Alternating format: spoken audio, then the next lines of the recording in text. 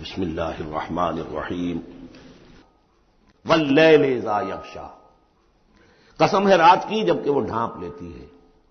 والنہار اذا تجلی، قسم ہے دن کی جبکہ وہ روشن ہو جاتا ہے۔ یہ ہمارے خارج میں آفاق کے اندر دن اور رات ہے۔ وما خلق الذکر والانثی، ہمارے انفس میں، ہمارے اندر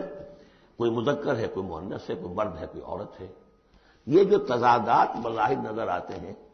حقیقت میں تضادات نہیں ہیں، ان دونوں کے مل کے ہی در حقیقت فطرت اپنے مقاصد کی تکمیل کر رہی ہے۔ دن اور رات کے فرق سے ہی سارا نباتاتی نظام جو ہے وہ سارا کا سارا اسی کے ساتھ وابستہ ہے، اسی سے اس کا ریسپریٹری سسٹم ہے، اسی سے یہ فوٹو سنتھسس اور سب کا یہ جو سولر انرجی ہے اس کا درختوں کی لکڑیوں میں آ کے سٹور ہونا، یہ کیا ہو رہا ہے؟ یہ سارا کا سارا دن اور رات کے ساتھ ہے۔ اسی طریقے سے مرد اور عورت، اگر یہ فرق نہ ہو تو اولاد کیسے ہو، آگے نسل کیسے چلے؟ تو تضادات میں بھی توافق ہے یہاں، اگرچہ بعض چیزیں بظاہر متضاد ہیں لیکن ان میں توافق ہے، اللہ تعالیٰ نے اسی لیے پیدا کیا، لیکن ساتھ ہی یہ بتا دیا کہ جیسے یہ تضادات تمہیں نظر آ رہے ہیں واضح طور پر، دن اور رات، نر اور مادہ، ایسے ہی ان سعیکم لشتی، تمہاری جو سعی ہے، محنت ہے، بھاگ دوڑ ہے، وہ تو سب کر رہے ہیں۔ وہ تو کل ہم پڑھ چکے سورہ بلد میں، لقد خلقنا الانسان فی کبد،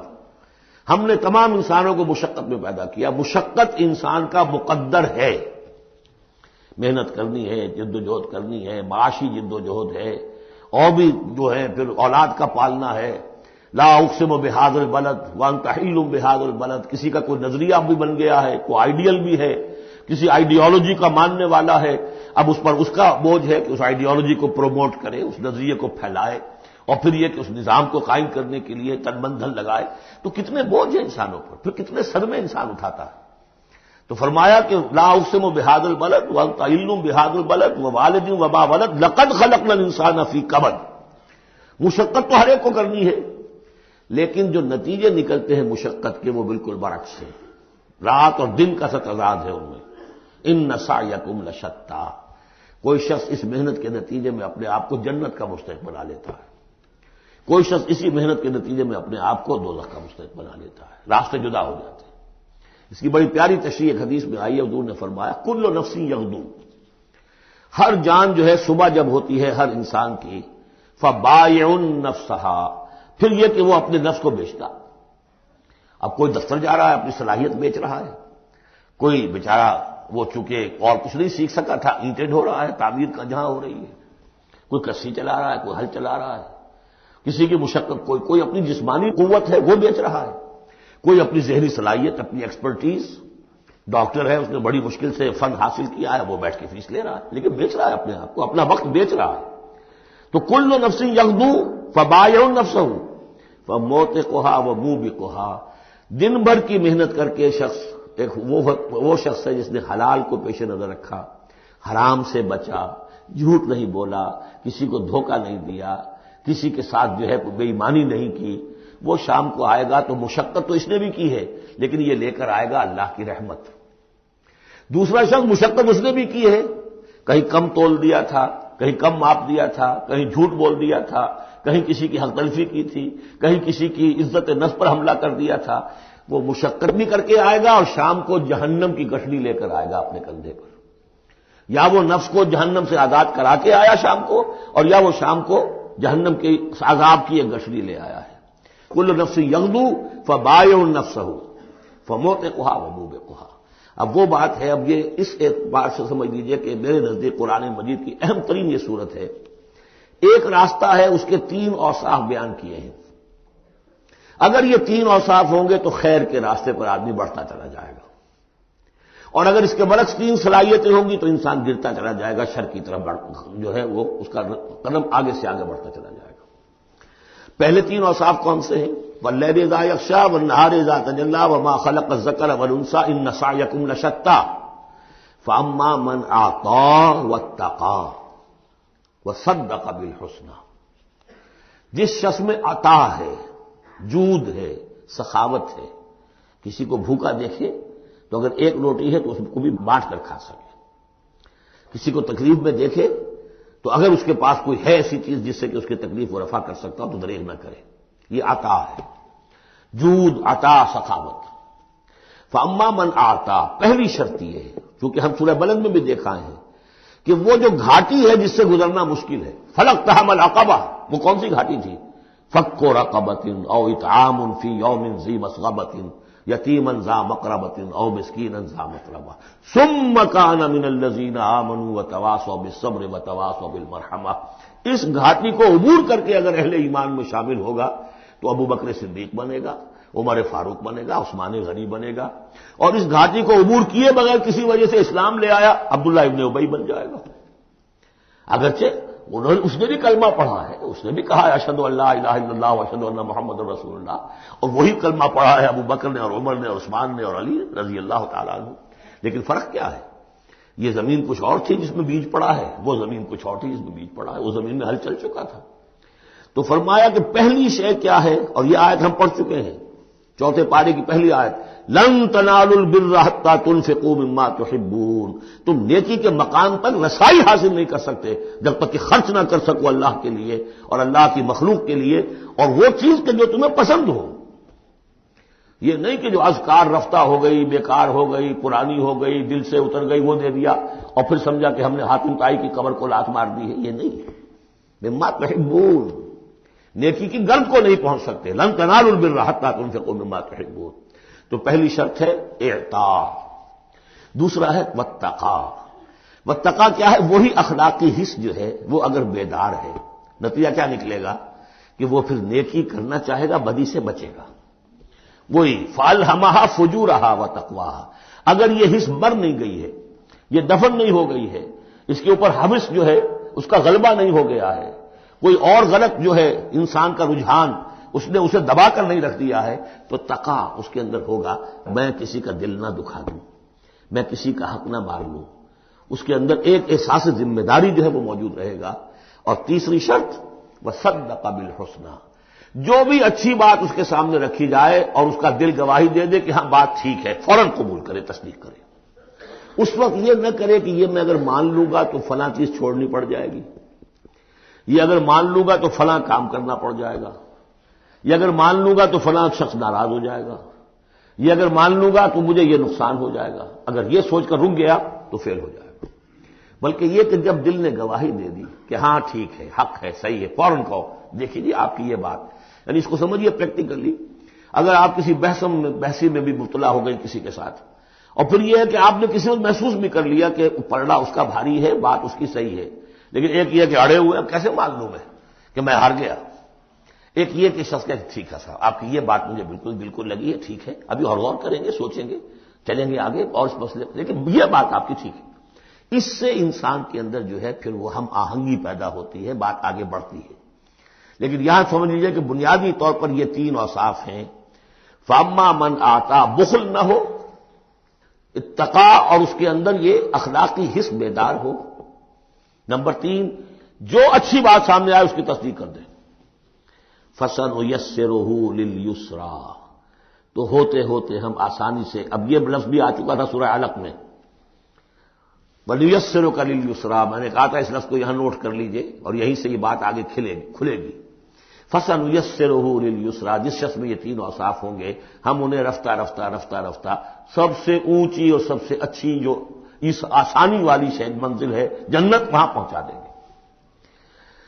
اب اس کے برعکس دیکھیے ترتیب، وَأَمَّا مَن بَخِلَ، اعطاء کے مقابلے میں بخل آ گیا، وَاسْتَغْنَىٰ، بے پرواہ ہے، اسے پرواہ نہیں،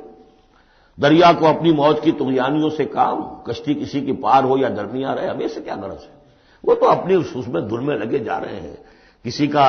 دل مسل دیا، کسی کے جذبات کے اوپر جو ہے ٹھیس پہنچا دی، کسی کو کچھ کر دیا، کسی کا مال ہڑپ کر لیا، کسی کو اور کسی طرح سے اس کی عزت کے اوپر جو ہے کوئی حملہ کر دیا، چلے جا رہے۔ استغنا، انہیں یہ احساس ہی نہیں ہے کہ وہ نیکی اور بدی کا معاملہ بھی ہے اور مجھے سیدھے راستے پر چلنا ہے، برائی کے راستے پر نہیں۔ وَكَذَّبَ بِالْحُسْنَىٰ، اچھی بات پیش کی جائے جھٹلا دے، دل گواہی دے چکا ہے کہ بات اچھی ہے لیکن پھر جھٹلا دے، کسی تعصب کی وجہ سے، کسی ضد کی وجہ سے، تکبر کی وجہ سے، ہٹ دھرمی کی وجہ سے، فَسَنُيَسِّرُهُ لِلْعُسْرَىٰ، تو ایسے شخص کو ہم آہستہ سب سے بڑی مشکل یعنی جہنم میں پہنچا دیں گے۔ تو یہ گویا کہ اب دو راستے، ان سعیکم لشتی، تمہاری جد و جہد جو ہے زندگانی کی، ان کے یہ دو رخ ہے۔ اگر تو یہ ہے اما من اعطا واتقى وصدق بالحسنى، اگر یہ تینوں چیزیں بتمام و کمال موجود ہوں تو وہ شخص صدیق بنے گا، ابو بکر صدیق بنے گا رضی اللہ تعالی عنہ، ان کے نقش قدم پر چلنے والا ہوگا۔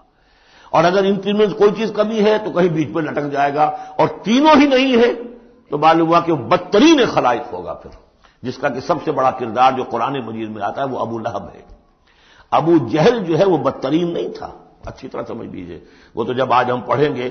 جب سورہ علق آئے گی تب اس کے کردار کا نقشہ سامنے آئے گا۔ اس کی شخصیت بڑی اونچی شخصیت تھی بعض اعتبارات سے، میں سنا چکا ہوں، نے صاف مانا تھا کہ محمد جھوٹ نہیں کہہ رہے، جو کچھ کہہ رہے ہیں صحیح کہہ رہے ہیں، لیکن اب میں نہیں مان سکتا۔ اس کا مطلب ہے ہمیشہ کے لیے ہم بنو امیہ جو ان کے غلام ہو جائیں گے، بنو ہاشم کے، یہ میرے لیے قبول نہیں۔ صاف تو کہا نا کم سے کم، give the devil his due. اسی طریقے سے جس باطل دین کا وہ علمبردار تھا اس کے لیے اس نے بھی گردن کٹوائی ہے، قربانی دی ہے اس نے۔ ابو لہب نے 2 مرسنریز بھیج دیے، تم چلے جاؤ، میں تمہیں پیسے دے دوں گا، تم جاؤ، تم لڑاؤ میری جگہ پر، اس لیے کہ اس میں وہ بات نہیں تھی، اس میں مردانگی تھی۔ کوئی وجہ تھی کہ حضور نے 2 شخصوں کو برابر تولا ہے، عمر ابن الخطاب اور عمرو ابن ہشام میں سے اللہ کسی ایک کو میری جھولی میں ڈال دے، کوئی وجہ تھی نا آخر، دونوں کو کیسے کیا ہے؟ اگر کہیں وہ بھی ایمان لایا ہوتا تو عمر ابن الخطاب کی طرح کا مسلمان ہوتا، پھر وہ اس طرح کا ڈھیلا مسلمان نہ ہوتا، وہ عبداللہ ابن ابی والا مسلمان نہ ہوتا۔ تو یہ شخصیتوں کا معاملہ ہوتا ہے۔ تو جس میں تینوں اوصاف نہیں ہے وہ گیا بدترین خلائق، جس میں کچھ ہے وہ پھر کچھ دیر لگا کے آ جائے گا، کچھ وقت لگے گا اسے، لیکن یہ 3 اوصاف ہی ہیں تعمیر سیرت کے اس اعتبار سے کہ جو فیصلہ کن ہیں۔ فاما من اعطى واتقى وصدق بالحسنى فسنيسره لليسرى واما من بخل واستغنى وكذب بالحسنى، بالکل اپوزٹ چیزیں، فسنيسره للعسرى وما يغني عنه ماله اذا تردى، اور اس نے جو مال جمع کیا ہوگا اپنے لیے وہ قطعاً کام نہیں آئے گا جب اسے گرایا جائے گا، گڑھے میں جب گرے گا جہنم کے۔ ان علینا للہدی، دیکھو انسانوں ہمارے ذمے ہے صرف ہدایت پہنچا دینا، یا اب اللہ تعالیٰ اپنے ذمے لے رہے ہیں، یہ ہمارے ذمے ہے کہ تمہیں راستہ دکھا دیں، سجھا دیں، یہ سجھا دینا ہمارے ذمے ہے۔ اس کے لیے ہم نے تمہیں جبلی ہدایت بھی دی ہے، اس کے لیے ہم نے تمہارے اندر اخلاقی حس بھی رکھ دی ہے، اس کے لیے ہم نے اپنی روح تم میں پھونکی ہے، اس میں ہماری معرفت اور محبت موجود ہے، اور پھر ان تمام چیزوں کی تکمیل کے لیے ہم نے نبی بھیج دیے، رسول بھیج دیا، کتابیں نازل کر دی، ہم نے اپنا ہدایت کا جو فرض تھا وہ ادا کر دیا۔ ان علینا للہدی وان لنا للآخرۃ والأولی، پھر ہمارے ہی لیے ہے اختیار آخرت کا بھی اور اولا کا بھی، دنیا کا بھی۔ پھر فیصلہ ہم کریں گے کہ کون اب اس قابل ہو گیا ہے کہ دنیا کو ان کے بوجھ سے پاک کر دیا جائے، زمین کو ان کے بوجھ سے آزاد کر دیا جائے، پوری قوموں کو ملیا بیٹ کر دیا جائے، فیصلہ کرتے ہیں۔ وہ پڑھ چکے پچھلی صورت میں، فَدَمْدَمَ عَلَيْهِمْ رَبُّهُمْ بِذَنبِهِمْ فَسَوَّاهَا، ایسے ہے کہ جیسے کسی باغ میں سے کوڑا کرکٹ جمع کیا جائے اور پھر اسے آگ دکھا دی جائے، اس لیے کہ اس باغ کے لیے بدنما داغ ہے۔ اب تو یہ کہ وہ انسان جو ہے کہ جو پھر اس حد تک ہدایت کے واضح ہو جانے کے بعد کہ نبی آ گیا، کتاب آ گئی اور اس نے ماڈل پیش کر دیا اپنی زندگی کے اندر، پھر بھی نہیں مانا، تو پھر یہ جو بھی فیصلہ ہے وہ ہم کرتے ہیں۔ فَأَنذَرْتُكُمْ نَارًا تَلَظَّىٰ، دیکھو میں نے تمہیں خبردار کر دیا اس آگ سے جو بھڑک رہی ہے اور وہ منتظر ہے۔ لا یصلاھا، ہم دیکھ چکے ہیں کئی جگہ آیا ہے کہ وہ تو جھاڑ رہی ہے بھوکے شیر کی طرح، اسے تو چاہیے اپنی خوراک۔ لا یصلاھا الا الاشقى، نہیں پڑے گا اس میں مگر وہی جو بہت ہی بدبخت ہے۔ کیوں؟ کم بدبخت تو اگر ہوتا معاملہ تو اور ہوتا، یہ محمد کے آنے کے بعد بھی صلی اللہ علیہ وسلم جس کی حقیقت نظر نہیں آئی تو اس سے بڑا بدبخت تو کوئی ہے ہی نہیں۔ اس لیے کہ اگر کچھ اندھیرا ہو، کچھ روشنی ہو، آدمی ٹھوکر کھا جائے، چلیے بھائی کچھ اندھیرا بھی تھا، جھٹپٹا تھا، پوری روشنی نہیں تھی، نصف النہار پر سورج چمک رہا ہو اور آپ ٹھوکر کھائیں تو پھر قصور کس کا ہے؟ تو آپ کا ہے۔ اس اعتبار سے اب بعثت محمدی کے بعد صلی اللہ علیہ وسلم جس شخص نے اپنے آپ کو محروم رکھا وہ اشقا ہے۔ لا یصلاھا الا الاشقى الذی کذب وتولى، جس نے جھٹلایا ہے اور منہ پھیر لیا ہے۔ وَسَيُجَنَّبُهَا الْأَتْقَى، اور ہم بچا دیں گے یا بچا دیا جائے گا اس سے جو بہت ہی متقی ہے۔ اس آیت کے بارے میں تقریباً کنسنسس ہے کہ یہاں مراد حضرت ابوبکر رضی اللہ تعالی عنہ۔ اتقى، وہ تینوں صفات بتمام و کمال جس میں تھے وہ ابوبکر تھے۔ یہی وجہ ہے کہ تصدیق بالحسنہ میں ایک لہجہ نہیں لگا، حضور فرماتے ہیں کہ میں نے جس کے سامنے بھی اپنی نبوت کی دعوت رکھی اس نے ضرور کچھ نہ کچھ توقف کیا، سوچا، سوائے ابو بکر کے کہ ایک لہجے کا توقف نہیں کیا۔ اور ان کی شخصیت کے اندر وہی چیزیں موجود تھیں، غریبوں کے اوپر شفقت تھی، نیکی کی، اور بنیادی طور پر وہ موحد تھے، انہوں نے کبھی بت پرستی اختیار نہیں کی زندگی میں، تو وہ صلاحیت جو ہے تقویٰ بھی تھا، اعطاء بھی تھا، خرچ کرنے کی صلاحیت تھی۔ انہوں نے خرید کر جو ہے غلام جتنے تھے جو مسلمان ہو گئے تھے، غلام اور کنیزیں، اور جن کے اوپر سخت جو ہے پرسیکیوشن ہو رہی تھی، ٹارچر ہو رہا تھا ان کے آقاؤں کی طرف سے، منہ مانگے دام دے کر ان کے آقاؤں کو نے خریدا ہے اور آزاد کیا ہے۔ فاما من اعطى واتقى وصدق بالحسنى، یہ تینوں اوصاف بتمام و کمال ابو بکر میں، ابو بکر صدیق اور صدیق اکبر رضی اللہ تعالی عنہ۔ خواتین میں الصدیقۃ الکبریٰ حضرت خدیجہ الکبریٰ رضی اللہ تعالی عنہ۔ وَسَيُجَنَّبُهَا الْأَتْقَى الَّذِي يُؤْتِي مَالَهُ يَتَزَكَّىٰ، جو اپنا مال دیتا ہے اپنے نفس کو پاک کرنے کے لیے۔ وہ مال کیوں دے رہا ہے، کیوں خرچ کر رہا ہے، کیوں بلال کو اس نے خریدا ہے؟ باپ نے کہا ابو قحافہ نے، وہ تو ایمان نہیں لائے تھے اس وقت تک، وہ تو فتح مکہ کے بعد ایمان لائے، وہ کافر رہے پورے عرصے کے دوران، مشرک رہے۔ تو باپ نے یہ کہا کہ ابو بکر تمہیں اگر کوئی خریدنا ہی تھا غلام اور کسی کو آزاد کرنا تھا تو کوئی دیکھتے، اچھا غلام دیکھتے، کوئی طاقتور سے دیکھتے جو تمہارے کام بھی کبھی آتا۔ انہیں کیا پتا تھا کہ ابو بکر تو کسی اور چیز کا طلبگار ہے، اسے کچھ اور چاہیے، اسے کوئی، یعنی جو شخص کسی غلام کو آزاد کر دیتا تھا وہ اس کا مولا رہتا تھا، پھر بھی وہ ایک درجے میں اس کے تابع ہوتا تھا، اس کی بات سنتا تھا، اس کا حمایتی ہوتا تھا۔ اخلاقی طور پہ بھی سمجھ میں آ رہا ہے کہ ایک شخص نے اپنی رقم خرچ کی ہے اور آپ کو خرید کے آزاد کر دیا ہے، تو اب آپ بے دام جو ہے غلام تو ہو گئے نا اس کے، اس لیے کہ یہ کہ وہ غلامی نہیں ہے، مولا کہلاتے تھے وہ، جیسے کہ حضرت زید بن حارثہ بھی مولا تھے حضور کے، اور اسی طریقے سے اور بھی بہت سے ہیں جن کے بارے میں آتا ہے کہ انہوں نے جو حدیث روایت کی ہے، ثوبان رضی اللہ تعالیٰ وہ بھی مولا تھے حضور کے، مولا اس معنی میں۔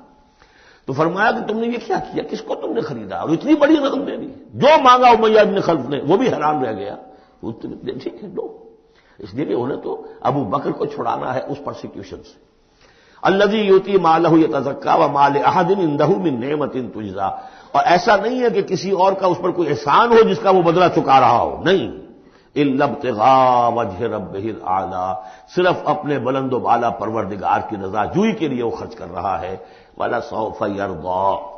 اور وہ عنقریب راضی ہو جائے گا۔ یہ عنقریب راضی ہو جائے گا کون؟ اللہ بھی راضی ہو جائے گا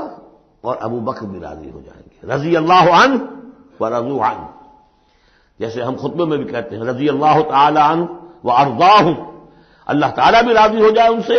اور اللہ ان کو راضی بھی کر دے، ان کو بھی اتنا اجر و ثواب دے۔ ولسوف یرضیٰ، اور میرے نزدیک یہاں مراد حضرت ابو بکر ہے، اس کا میں ثبوت آپ کو اگلی صورت میں دوں گا۔ اب دیکھیے پہلی صورت میں آیا تھا قد افلح من زکاہا وقد خاب من دساہا، 8 آیتیں تھیں، وہ تھیں قسموں پر مشتمل، لیکن اصل مضمون کیا تھا؟ نفس انسانی میں نیکی اور بدی کا شعور بدیت کر دیا ہم نے۔ اب جس نے اس کو بنا لیا، سنوار لیا، وہ کامیاب، جس نے اس کو دبا دیا، مٹی میں دفن کر دیا، وہ ناکام۔ اگلی صورت میں آگے راستہ بتا دیا، سنوارنے کا راستہ کیا ہے؟ اعطاء، تقوی، تصدیق بالحسنى، ان عادتوں کو کلٹیویٹ کرو اپنے اندر، تو یہ راستہ جو ہے تمہارا جائے گا صدیقیت کی طرف اور اللہ تعالیٰ کی رضا کی طرف۔ اس کے برعکس صاحب بخل، استغناء، پرواہ نہیں، کیا خیر کیا شر کوئی پرواہ نہیں،